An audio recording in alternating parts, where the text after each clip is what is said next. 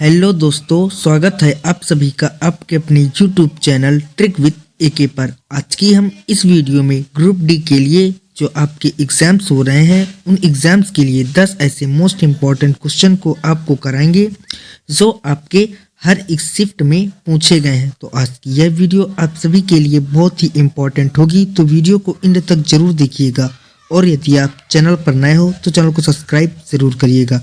चलिए दोस्तों, आज की हम इस वीडियो को करते हैं स्टार्ट।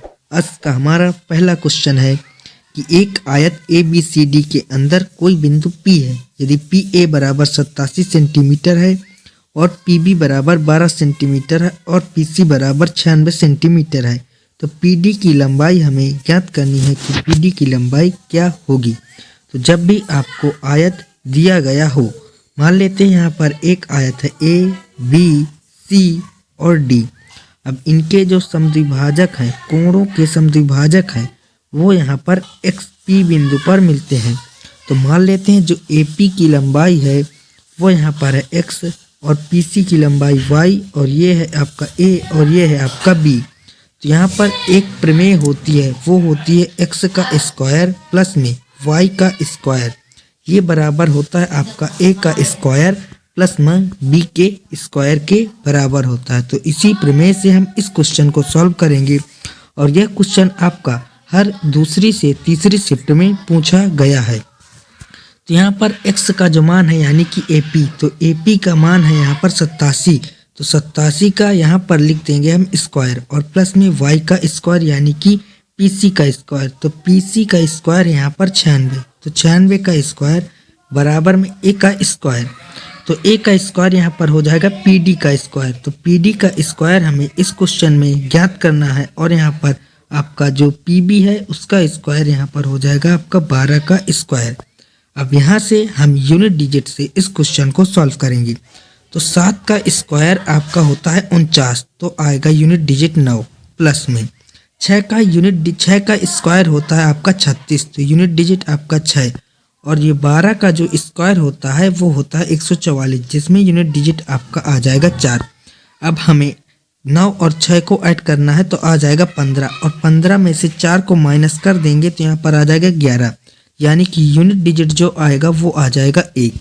अब किस संख्या के स्क्वायर करने से आपको यूनिट डिजिट प्राप्त होगा, हम इन चारों ऑप्शन में चेक कर लेंगे।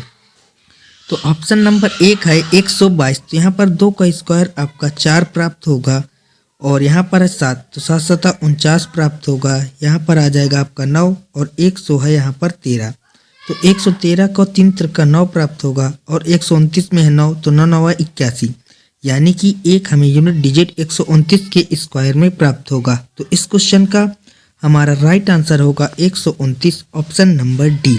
सो आई होप कि आपको यह क्वेश्चन बहुत ही अच्छी प्रकार से समझ में आ गया होगा। और इस क्वेश्चन के बाद हमारा नेक्स्ट क्वेश्चन है कि एक घनाभ जिसकी लंबाई है 60 सेंटीमीटर, चौड़ाई 40 सेंटीमीटर और ऊंचाई है 30 सेंटीमीटर, तो उसे 5 सेंटीमीटर भुजा वाले छोटे छोटे घनों में काटा जाता है, तो ऐसे कितने घन बनाए जा सकते हैं। तो यहाँ पर हमें घनाभ का आयतन में से हमें इस घन के आयतन को डिवाइड कर देना है, तो यही हमारा आंसर आ जाएगा। तो यहाँ पर घनाभ का आयतन होता है लंबाई गुणा चौड़ाई गुणा ऊंचाई। यहाँ पर है लंबाई 60, चौड़ाई है 40 और जो ऊंचाई है वो है 30। अब घन का आयतन होता है भुजा का क्यूब, तो 5 है भुजा, तो 5 गुणा में 5 और गुणा में 5। अब यहाँ से इसको सॉल्व कर लेंगे, तो 5 से काटेंगे तो 5 छक्का 30, 5 अट्ठे हो जाएगा आपका 40 और 12 पंचे हो जाएगा आपका 60। यहाँ पर यूनिट डिजिट अलग अलग है, तो 6 अट्ठे 48 का 8 और 8 दूना 16, यानी कि यूनिट डिजिट आपका आ जाएगा 6। तो यूनिट डिजिट 6 आपके दो ऑप्शन में है, एक है बी 576, एक और सी है 676। अब ये डी और ए ये दो ऑप्शन तो आपके नहीं होंगे। अब यहाँ पर हम इसकी गुणा करेंगे तो 12 अट्ठे होता है आपका 96 और इंटू में 6, तो 6 छंग 36 की 6, रिमाइंडर 3, 6 नाम 54 और 3 57, यानी कि 576 हमारा इस क्वेश्चन का राइट आंसर हो जाएगा। इस क्वेश्चन के बाद हमारा नेक्स्ट क्वेश्चन है कि ए एक टैंक को 8 घंटे में भर सकता है और बी उसी टैंक को 16 घंटे में खाली कर सकता है। तो जो ए है वह एक टैंक को 8 घंटे में भर रहा है और जो बी है वह 16 घंटे में उस टैंक को खाली कर रहा है। अब इन दोनों का लेंगे एलसीएम, तो 8 और 16 का एलसीएम आ जाएगा 16। अब 8 की डिवाइड 16 से करेंगे तो आएगा 2 और 16 की डिवाइड 16 से करेंगे तो आ जाएगा 1।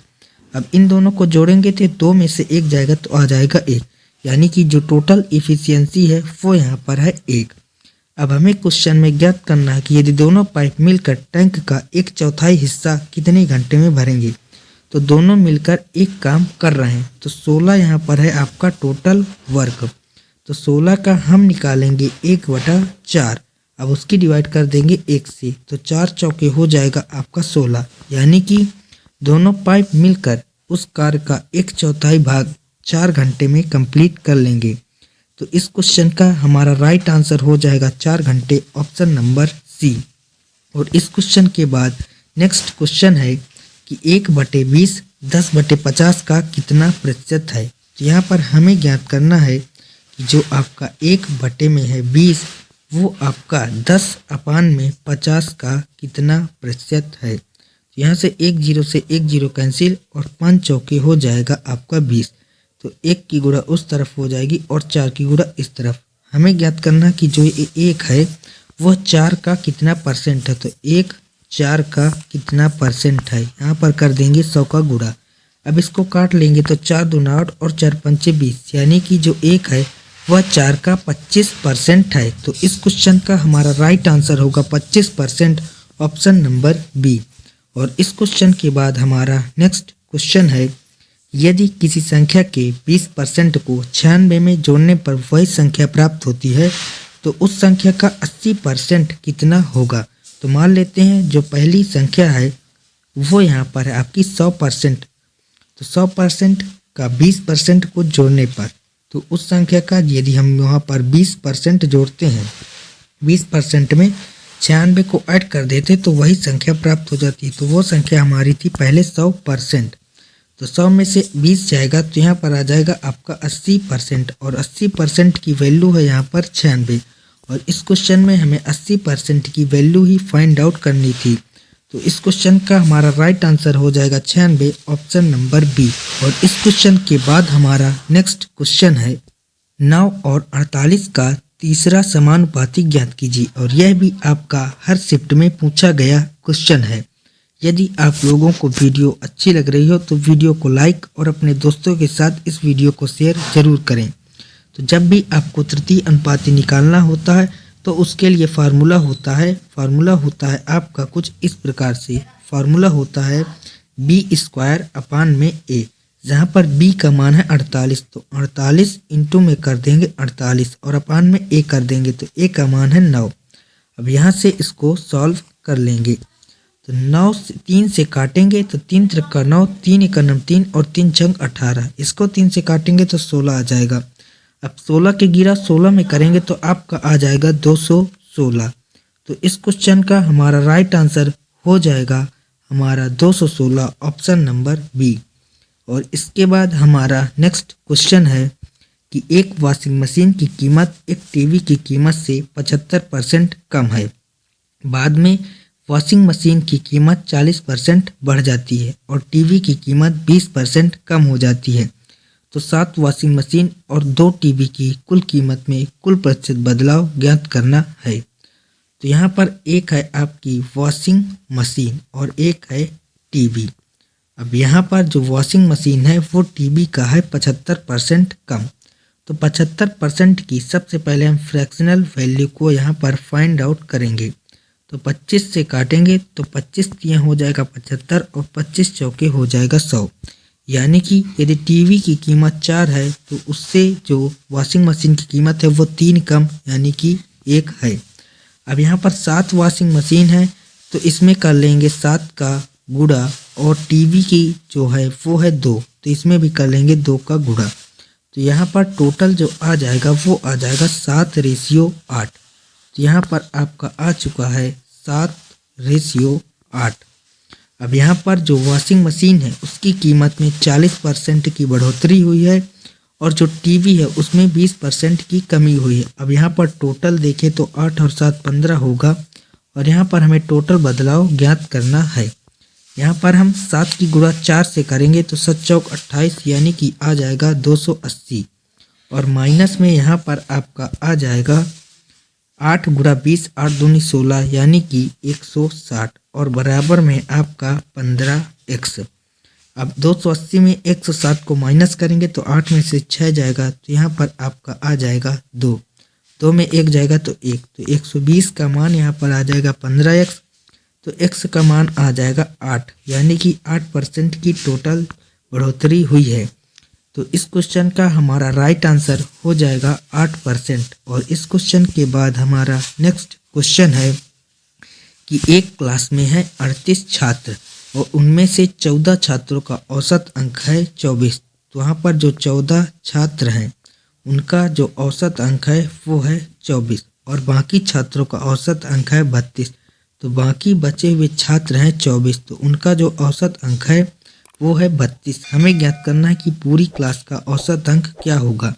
तो मान लेते हैं पूरी क्लास का जो औसत अंक है वो है 24, लेकिन यहाँ पर 32 है।